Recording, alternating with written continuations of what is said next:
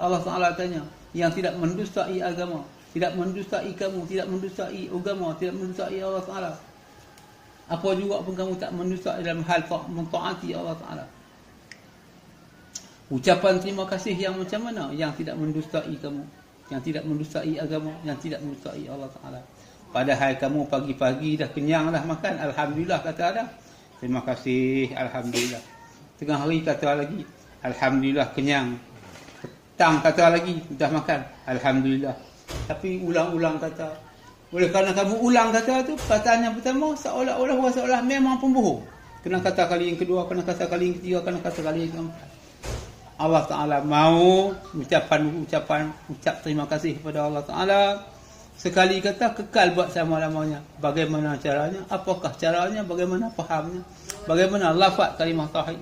Ucapan terima kasih itu. Adakah dengan kata alhamdulillah? Bukan. Dia mesti memahami. Terima kasih yang tidak mendustai Allah Ta'ala. Firman, Fabi ayyi ala'i rabbikuma tukadziban, maka nikmat yang mana satukah juga dengan nikmat itu kamu tak mendustai akan aku. Allah Ta'ala tanya, nikmat mana? Nikmat rumah besar, kampung luas, harta banyak, ilmu banyak, itukah kamu nak ucap terima kasih pada aku? Ataupun kamu nak ucap terima kasih dengan keadaan yang lain? Kamu jadi orang kaya, kamu jadi orang yang bijak, kamu jadi Perdana Menteri, kamu ada duit dalam bank, kamu jadi orang alim, ilmu tinggi. Oh, terima kasihlah aku dididik tapi jadi orang alim. Macam tu kah kau nak ucap terima kasih? Allah bukan. Terima kasih yang macam mana? Tak mendustaikan aku. Yang tak pembohong. Kamu tak bohong agama, kamu tak bohong diri sendiri, tak bohong segala-galanya, tak bohong. Ucap yang macam mana? Allah Ta'ala nak ucapan tu. Sekali kata saja. Apakah ucapan yang tidak mendusta Allah Ta'ala? Yang tak mendusta kamu dan tak mendustai agama? Iaitu kamu dapat didikan yang baik. Iaitu kamu dapat didikan yang baik. Sehingga selesai, habis semua segala syirik. Segala perkara yang menyebabkan syirik, kamu tak sampai pada Allah Ta'ala, kamu dapat didikan ataupun dapat murabbi.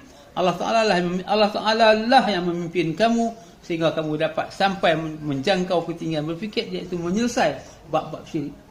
Kamu kena nampak Allah Ta'ala. Jadi kamu ucap terima kasih, ya Allah, sungguh engkau telah memimpin aku, mendidik aku jadi seseorang yang selesai syirik, habis syirik, lulus syirik, kepahaman syirik, dan aku sampai kepada kamu sebagaimana kamu mendidik Nabi-Nabimu dan Rasul-Rasul kamu dan orang yang telah berhasil, orang contoh teladan yang terbaik, iaitu Nabi-Nabi Rasul-Rasul.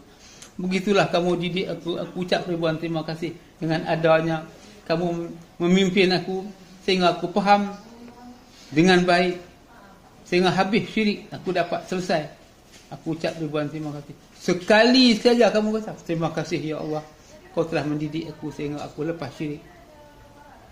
Kekal buat selama-lamanya. Terima kasih inilah kekal buat selama-lamanya. Walaqad makkannakum fil ardi wa ja'alna lakum fiha ma'asha qalilan ma tashkurun. Amat sedikit orang yang mengucap syukur kepada Allah Ta'ala. Wa qalilun min ibadiyas syakur. Fa bi ayyi ala'i rabbikuma tukadziban. Nikmat yang mana satukah juga dengan nikmat tu kamu tak dustakan aku, iaitu nikmat mengesah Allah Ta'ala.